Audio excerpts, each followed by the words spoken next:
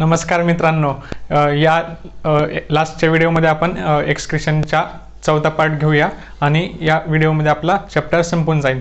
तर या व्हिडिओमध्ये छोटे छोटे पॉईंट आहेत NCERTच्या बुकमध्ये काही, ते आपण पाहूया. तर पहिलं पॉईंट आहे मिक्चुरेशन. मिक्चुरेशन म्हणजे काय? Process of release of urine. तर पाहूया आपण. Urine formed by nephron ultimately carried to the urinary bladder. जी नेफ्रॉनने तयार केलेली जी युरिन आहे, किडनीमध्ये नेफ्रॉन्स असतात, त्या नेफ्रॉनने तयार केलेली जी युरिन आहे ती अल्टिमेटली कुठे येते? युरिनरी ब्लॅडरमध्ये. कशा थ्रू येते? दोन युरेटर असतात. किडनीपासून युरिनरी ब्लॅडरपर्यंत दोन युरेटर असतात, त्यांच्यामधून युरिनरी ब्लॅडरमध्ये येते. युरिनरी ब्लॅडरमध्ये काय होतं? Stored till voluntary signal. Urine is stored in urinary bladder till voluntary signal from CNS. म्हणजे CNS काय? Central nervous system. आपल्या बॉडीमध्ये काय असतं? Central nervous system. याच्यामध्ये काय येतं? ब्रेन आणि स्पायनल कॉर्ड.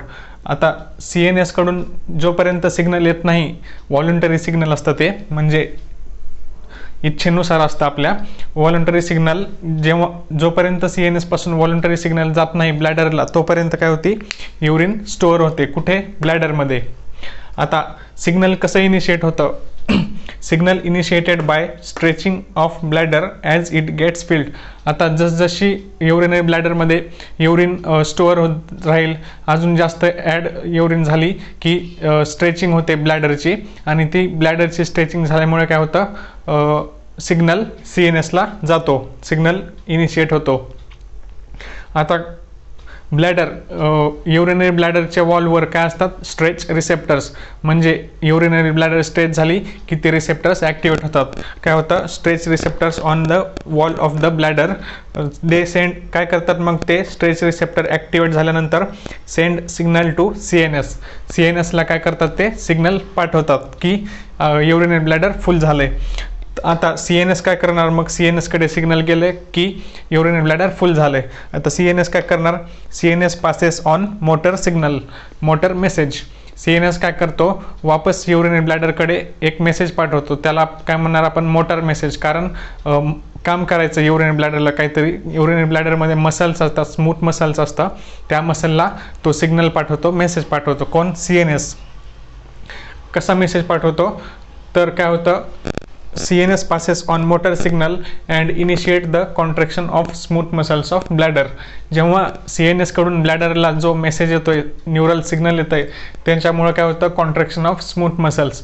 युरिनरी ब्लॅडरमध्ये स्मूथ मसल्स असतात, त्याचं कॉन्ट्रॅक्शन होतं, स्मूथ मसलचं कॉन्ट्रॅक्शन. आणि सायमल्टेनियसली त्याच वेळेस काय होतं? Relaxation of urethral sphincter. Urinary bladder पुढे युरेथ्रा म्हणून कंटिन्यू होतो, तर तिथे असतं युरेथ्रल स्पिंक्टर. स्पिंक्टर म्हणजे काय? व्हॅल्व असतो, रेग्युलेशन करतो ते ओपनिंगचं. तर स्मूथ युरिनरी ब्लॅडरचं काय होतं? कॉन्ट्रॅक्शन. हे पाहता, समजा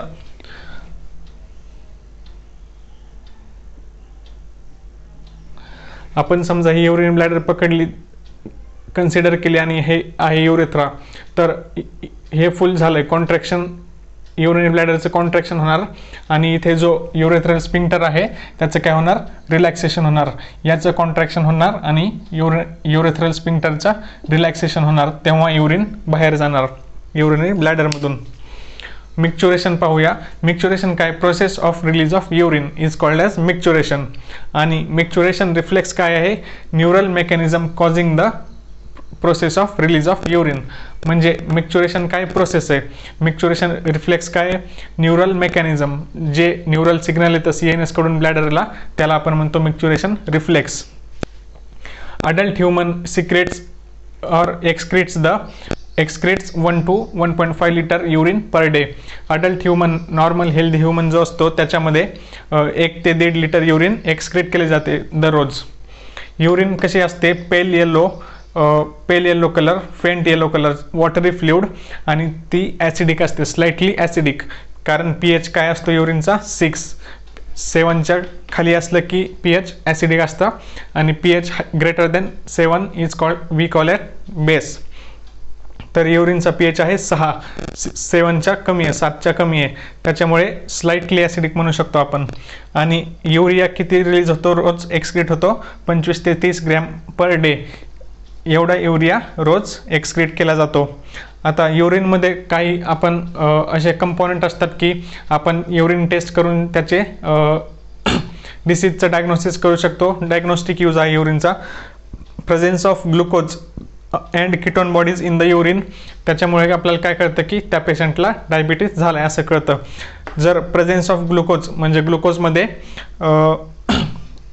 presence of glucose in the urine, समजा युरिनमध्ये समजा ग्लुकोज आहे, त्या कंडिशनला आपण काय म्हणणार, ग्लायकोसुरिया. ग्लायकोसुरिया इथं लिहूया आपण.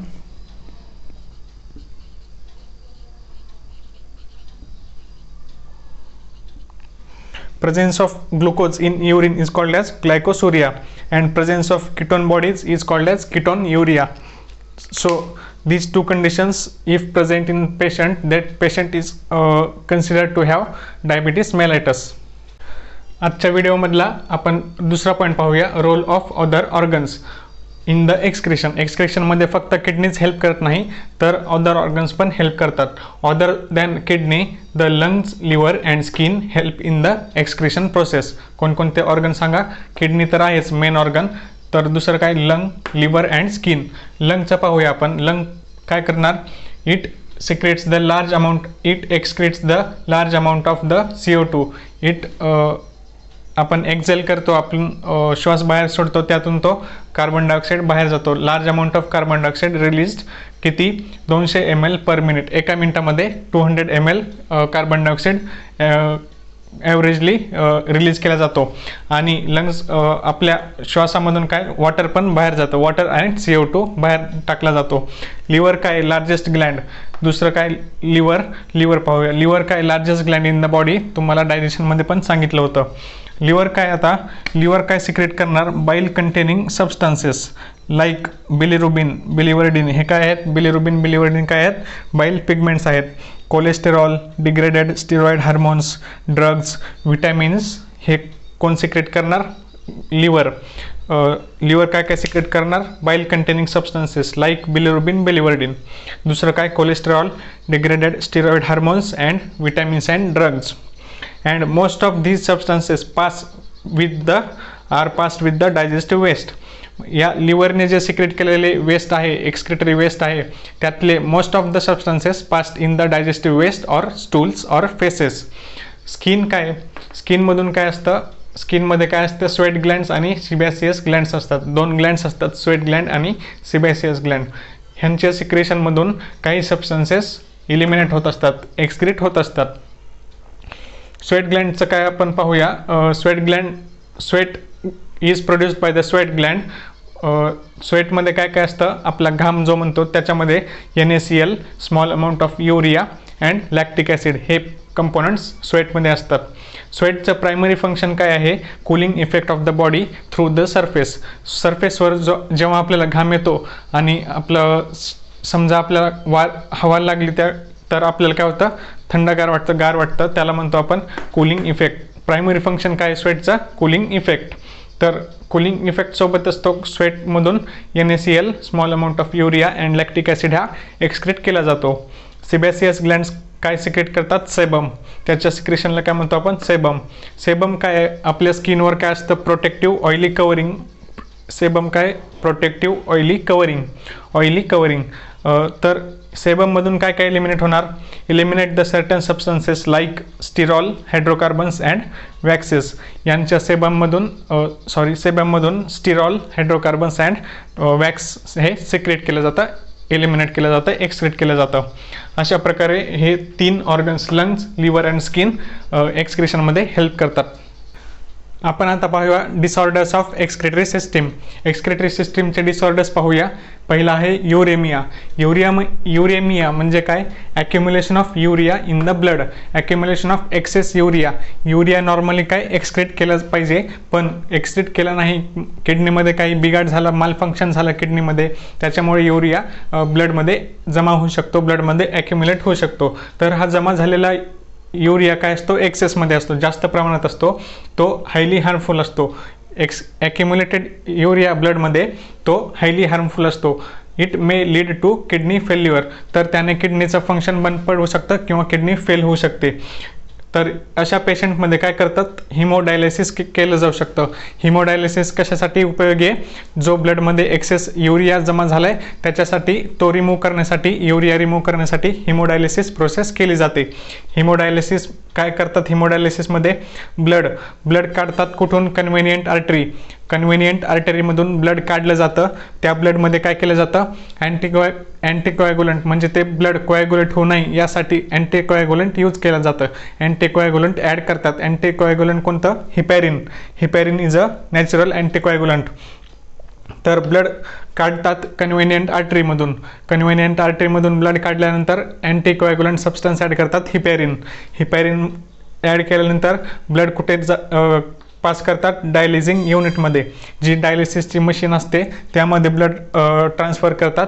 त्याला आपण म्हणतो आर्टिफिशियल किडनी. म्हणजे बॉडीच्या बाहेर एक थोडक्यात किडनीचं काम करतं डायलिसिंग युनिट, त्याच्यामुळे त्याला आर्टिफिशियल किडनी असं म्हटलं गेलं आहे.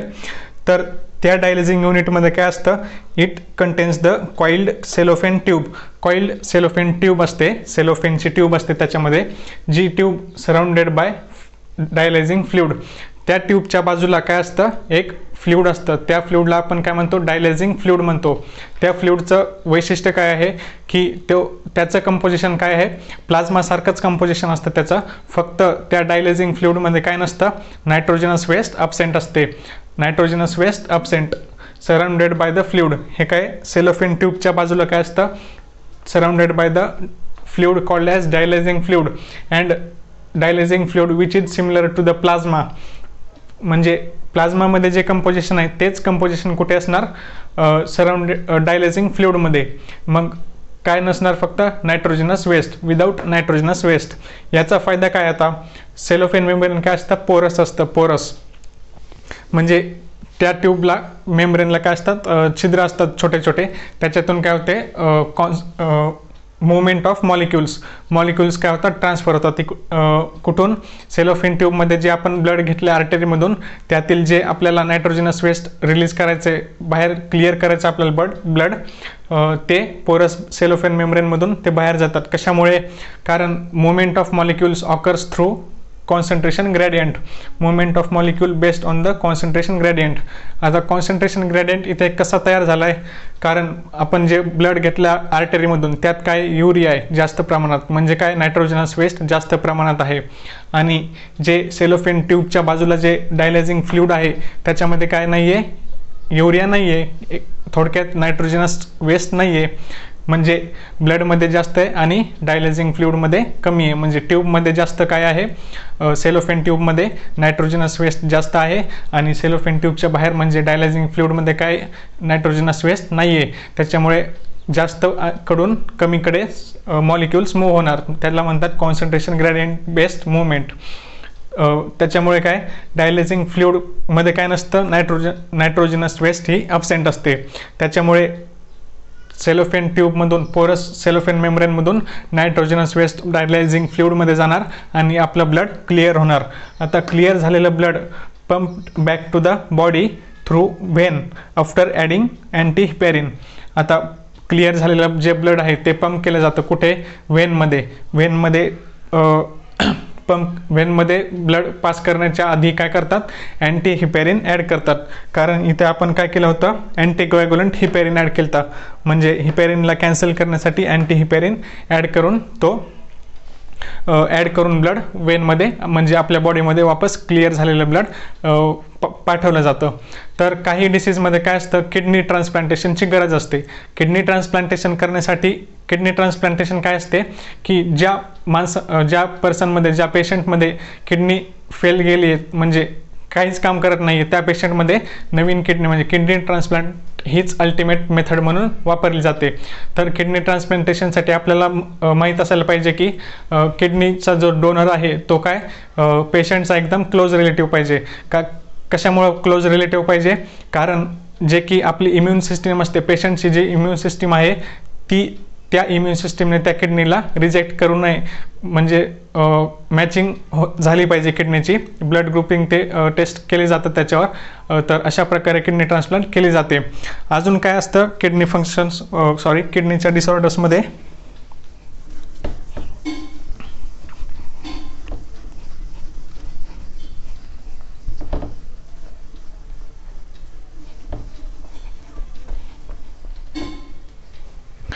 अजून काय असतं, रिनल कॅल्क्युलाय.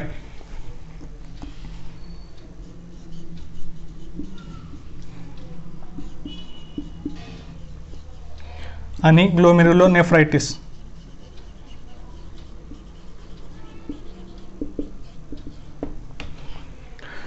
हे पहा, रिनल कॅल्क्युलाय अजून एक दुसरा डिसऑर्डर आहे युरिएमिया नंतर, आणि तिसरा आहे ग्लोमेरुलोनेफ्रायटिस. रिनल कॅल्क्युलाय म्हणजे काय, रिनल स्टोन्स म्हणजे किडनी स्टोन, ज्याला आपण मुतखडा असे म्हणतो, तर तो रिनल कॅल्क्युलाय, त्यालाच काय म्हणतात अजून, kidney stone, renal stone or insoluble mass of the crystallise salt. जे आपल्या बॉडीमध्ये क्रिस्टलाइज सॉल्ट असतात, एक्झाम्पल काय क्रिस्टलाइज सॉल्टचा, ऑक्झॅलेट क्रिस्टल असतात आपल्या बॉडीमध्ये, ते किडनीमध्ये ॲक्युम्युलेट होऊ शकतात. त्याला म्हणतो आपण रिनल कॅल्क्युलाय और रिनल स्टोन और किडनी स्टोन. लास्ट आहे ग्लोमेरुलोनेफ्रायटिस. ग्लोमेरुलोनेफ्रायटिस म्हणजे काय, जे बॉमन्स कॅप्सूलमध्ये ग्लोमेरुलस असतं त्याचं इन्फ्लेमेशन होतं, म्हणजे इन्फ्लेमेशन ऑफ ग्लोमेरुलस, ते इन्फेक्शन असतं.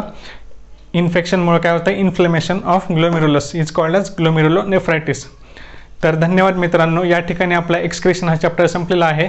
तुम्हाला चॅप्टर कसा वाटला नक्कीच कमेंटमध्ये लिहून कळवा. आणि आपले चॅनल हे आपल्या मित्रांबरोबर 10वी झालेले मित्र, 11वीचे असतील, 12वीचे असतील, नीटची तयारी करणारे असतील, त्यांच्यासोबत शेअर करा आणि जास्तीत जास्त व्हिडिओ लाईक करा. आणि ज्यांनी अजून पण सबस्क्राईब केलं नाही चॅनलला त्यांनी सबस्क्राईब करा. धन्यवाद.